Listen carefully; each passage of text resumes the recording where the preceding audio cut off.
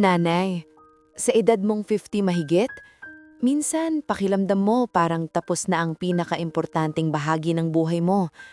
Lumaki na ang mga anak, hindi ka na masyadong kailangan sa homework, tahimik na ang bahay.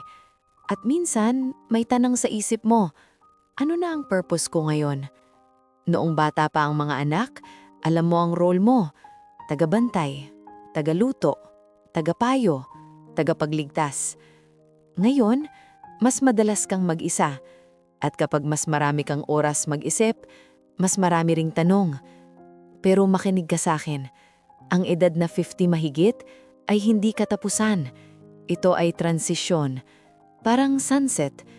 Hindi dahil palubog ang araw ay wala ng ganda. Sa totoo lang, mas maganda nga ang kulay ng langit sa dapit hapon. Ganon din ang buhay mo. May wisdom ka na. May karanasan ka na. May lakas ka pa. Hindi mo kailangang magsimula ng malaking negosyo. Hindi mo kailangang patunayan sa iba na kaya mo pa.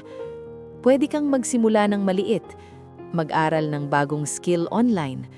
Magbenta ng lutong bahay kapag may order. Mag-ayos ng maliit na tanim sa bakuran.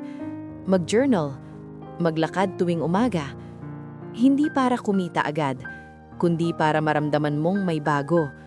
Na may bukas pa, na may kwento pa.